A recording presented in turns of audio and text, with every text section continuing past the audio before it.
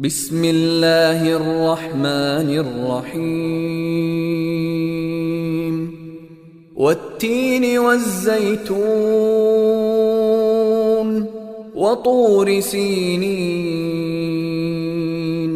وهذا البلد الأمين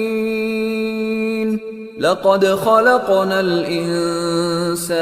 في أحسن تقويم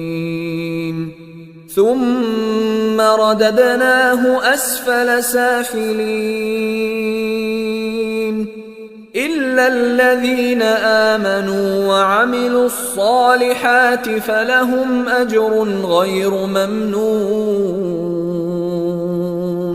فما يكذبك بعد بالدين